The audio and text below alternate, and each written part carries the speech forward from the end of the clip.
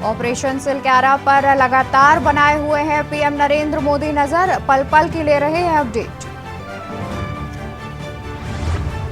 Tunnel projects की समीक्षा करेंगे मुख्यमंत्री पुष्कर सिंह धामी, अधिकारियों को दिए निर्देश।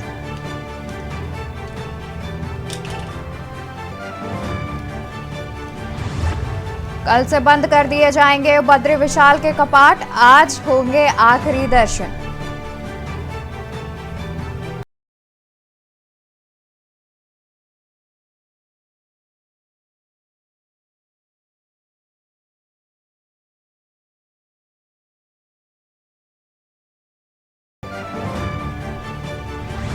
बदला मौसम, ठंड से जल्द मिलेगी राहत।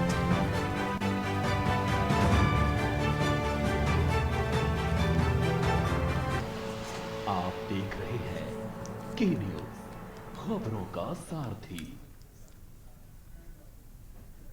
नमस्कार, मैं हूं आपके साथ अवंतिका अवस्थी। बात करेंगे उत्तराखंड खबरों पर, जहां पर उत्तराखंड की कानून व्यवस्था पर एक बार सियासी बवाल छिड़ गया है। कांग्रेस समेत तमाम विपक्षी दलों ने राज्य की कानून व्यवस्था पर सवाल खड़े करते हुए सरकार पर हमला बोल दिया है। कांग्रेस ने राज्य सरकार का पुतला भी दहन किया। इसके साथ ही कांग्रेस ने राज्यपाल के नाम एक ज्ञापन सौंपकर राज्य की कानून व्यवस्था में सुधार की मांग की है। कांग्रेस का कहना है कि यदि सरकार ने जल्द ही राज्य की कानून व्यवस्था में सुधार नहीं किया तो आंदोलन को उग्र किया जाएगा। आपको बता दें कि राज्य स्थापना दिवस के अवसर पर देहरादून में रिलायंस ज्वेलरी शोरूम में 14 करोड़ से ज्यादा की लूटपाट हुई थी। पुलिस लगातार आरोपियों की तलाश कर रही है, जगह जगह दबिश दी जा रही है। इस बीच पुलिस को कई अहम सुराग भी लगे हुए हैं। वहीं पुलिस ने बिहार से गिरफ्तार 2 अभियुक्तों को ट्रांजिट रिमांड पर भी लिया है। देखिए ये रिपोर्ट।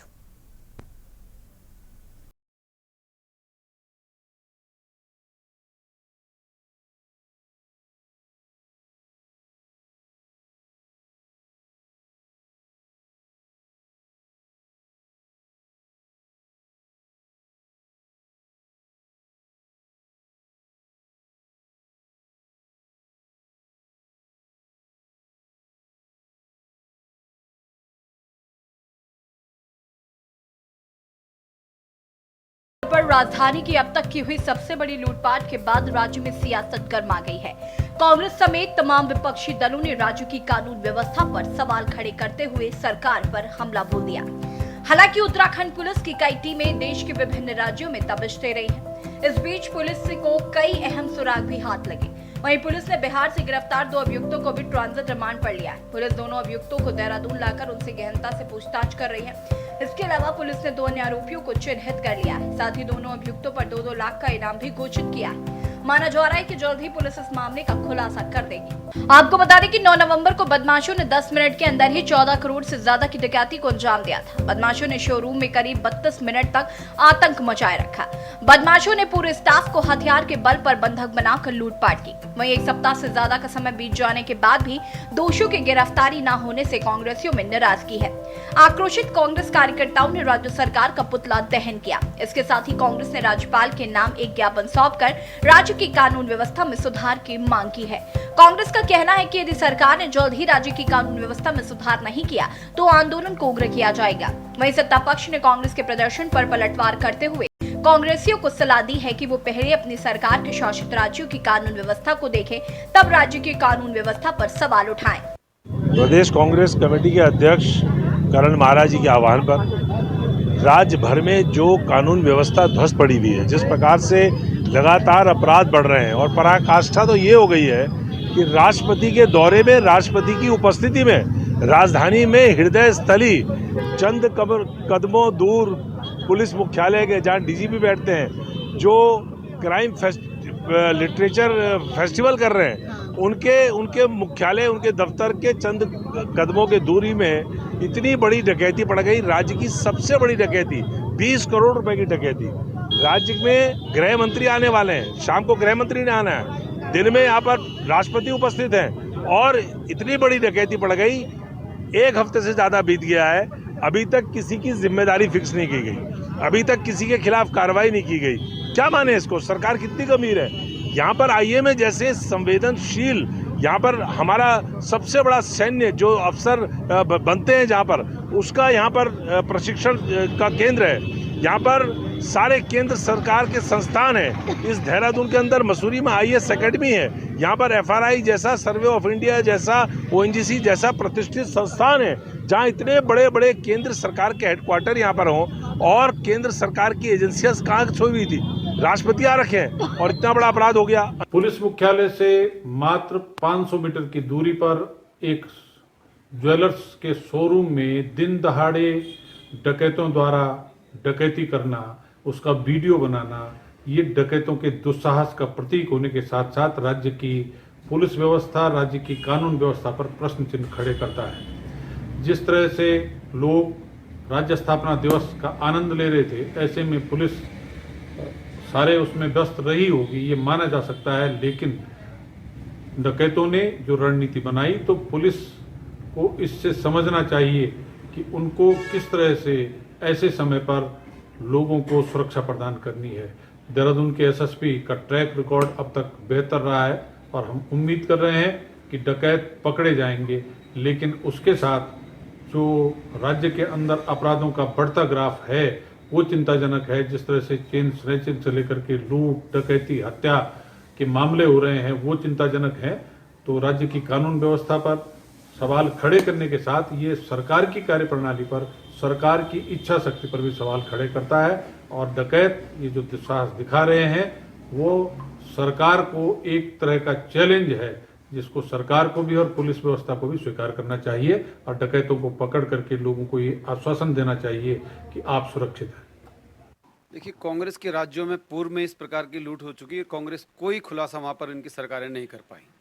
हमारे यहाँ लूट के तत्काल बाद उससे संबंधित 2 लुटेरों को दबोच भी लिया गया है और उत्तराखंड की 24 टीमें, पुलिस की 24 टीमें जो है इस लूटकांड का पर्दाफाश करने में लगी हुई हैं। दिल्ली से लेकर, बिहार से लेकर, बंगाल से लेकर और बम्बई तक।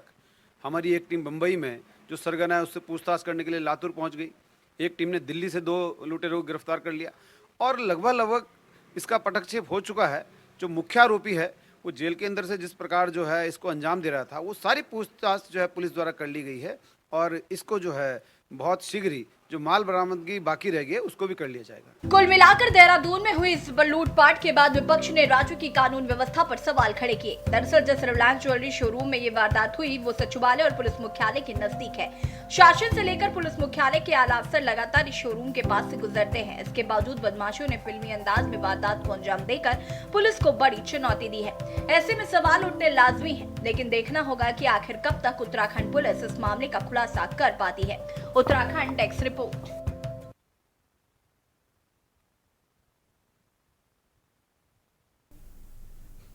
रुड़की के मोहनपुरा में इलाज के दौरान मरीज की मौत हो जाने के बाद 1 महीने से अधिक मुकदमा दर्ज होने के बाद भी गिरफ्तारी न होने पर सिविल लाइन कोतवाली पर कांग्रेस के पदाधिकारियों के साथ पहुंचे और कोतवाली सिविल लाइन में विरोध प्रदर्शन करते हुए परिजनों ने कार्रवाई की मांग की।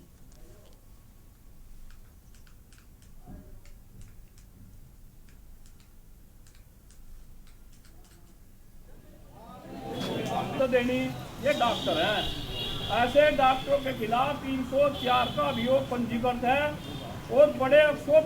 ये तो 5 मिनट के लिए है, वो ज्यादा नहीं है, तो बातचीत करने लगे। अगली बार में बैठा जाएगा।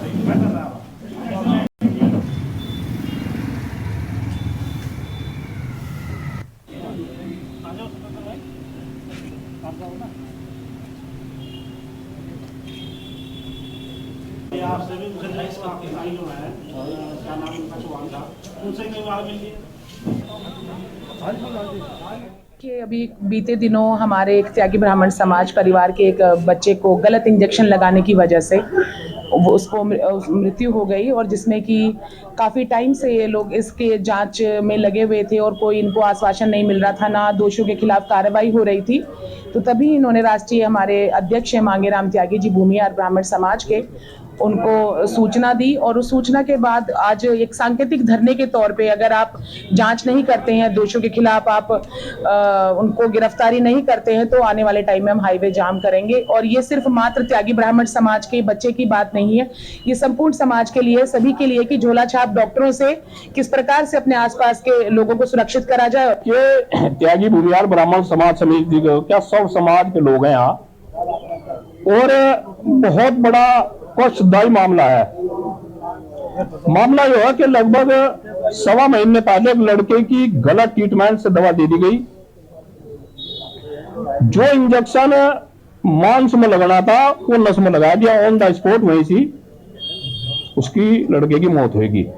और मुकदमा दर्ज हो गया, और मुकदमा दर्ज होने के बाद आज तक वो आदमी जो इसमें मुलजिम है वो हाई कोर्ट के 21 तारीख लग रही जो सुना है, हो सका यो उसे टाइम दे रहा हो कि हाई कोर्ट से स्टे ले ले, गिरफ्तारी वारंट ना हो, वहां से गिरफ्तारी पे स्टे मिल जाए, फिर हम ना लड़ते रहो।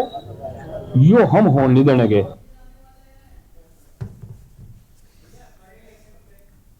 ब्रेक से वापस आ गए हैं, रुक कर लेते हैं खबरों का। खबर हम आपको उधम सिंह नगर से बता दें। उधम सिंह नगर के गदरपुर में एक सराफा व्यापारी की दबंगई का वीडियो सोशल मीडिया पर वायरल हो रहा है, जिसमें सराफा व्यापारी मामूली सी बात को लेकर एक दुकान स्वामी के साथ गाली गलौज और मारपीट करने लगे, जिसके बाद पीड़ित दुकान स्वामी ने पुलिस को तहरीर देकर कार्रवाई की मांग की। वहीं पुलिस ने पीड़ित की तहरीर पर सराफा व्यापारी के खिलाफ मुकदमा दर्ज कर मामले की जाँच शुरू कर दी है। उसमें दुकान है गुरु ज्वेलर्स। ये अपने दुकान का कूड़ा आए दिन हमारी दुकान के आगे डालते रहते हैं। इस विषय में मैंने इन्हें पहले भी कई बार मना किया है, पर ये फिर भी डालते ही रहे अपने दुकान का कूड़ा। और कल भी इन्होंने सेम अपनी दुकान का कूड़ा हमारी दुकान के आगे डाला हुआ था। इस विषय में जब मैं इनकी दुकान पे बात करने गया तो इनके बेटे प्रतीक वर्मा ने दबंगई दिखाते हुए, गाली गलौज करते हुए मेरे पे मारपीट करनी शुरू कर दी और मुझे बुरी तरीके से घसीट के अपनी दुकान की तरफ खींचने लगा। ये गदरपुर क्षेत्र में मुख्य मार्केट पर कूड़े को डालने से लेकर के 2 लोगों पर आपस में जो है गाली गलौज हुई है। तो जो फुटेज है वो फुटेज के आधार पर हमने उसको चेक किया तो एक व्यक्ति जो है दूसरे लोग को जो है गाली भी कर रहा है और उसके साथ जो है हाथापाई की कोशिश कर रहा है और किया भी है उसने। इसी संबंध में तहरीर आई थाना गदरपुर में और तहरीर के आधार पर 323, 504, 506 में जो है अभियोग पंजीकृत कर दिया गया है। जो विवेचक को निर्देश दिए गए हैं कि सीसीटीवी फुटेजों का भी और जो है अवलोकन करें और जो है उसी के आधार पर जो भी गवाह आदि होती हैं तो उसके अनुसार जो है आगे की कार्रवाई करना शुरू। खबर देहरादून से है, जहां राजपुर ज्वेलरी शोरूम में हुई लूट की घटना को लेकर कांग्रेस लगातार राज्य सरकार को घेरते हुए कानून व्यवस्था के ध्वस्त होने का आरोप लगा रही है। इसी क्रम में प्रदेश भर के जिला मुख्यालय से कांग्रेस की ओर से राज्य सरकार का पुतला दहन किया गया। पुतला दहन के पश्चात प्रेस कॉन्फ्रेंस करते हुए प्रदेश उपाध्यक्ष सूर्यकांत धस्माना ने कहा कि यह राज्य की सबसे बड़ी लूट की वारदात है। जब से राज्य बना है पहली बार राज्य में इस तरह की घटना देखने को मिली है। वहीं उन्होंने इस घटना को लेकर राज्य सरकार के साथ साथ केंद्र सरकार पर भी आरोप लगाए। उन्होंने कहा कि राज्य की कानून व्यवस्था पूरी तरह से तार-तार हो चुकी है। 9 दिन बीत जाने के बाद भी पुलिस के हाथ पूरी तरह से खाली हैं, लेकिन इसके बावजूद भी सरकार द्वारा किसी अधिकारी पर अभी तक कोई कार्रवाई नहीं की गई है।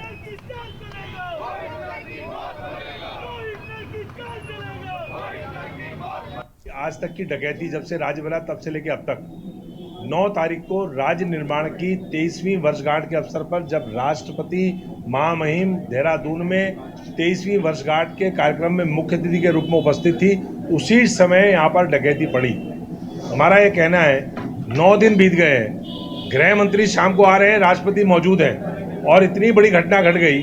राज्य की सरकार ने और केंद्र की सरकार ने अब तक किसी के खिलाफ कार्रवाई क्यों नहीं करी? कौन जिम्मेदार है इसके लिए? क्या ये कानून व्यवस्था से जुड़ा हुआ, महामहिम राष्ट्रपति की सुरक्षा से जुड़ा हुआ, केंद्रीय गृह मंत्री की सुरक्षा से जुड़ा हुआ मामला नहीं है? IMA जैसा सेंसिटिव संस्थान जहां पर है, ONGC जैसा हेडक्वार्टर जहां पर है, सर्वे ऑफ इंडिया से लेकर के और तमाम बड़े बड़े केंद्रीय संस्थान, IAS अकेडमी जिस देहरादून में है, उस देहरादून के अंदर कहां वो सेंट्रल एजेंसीज थी कि राष्ट्रपति की मौजूदगी में इतनी बड़ी डकैती हो गई?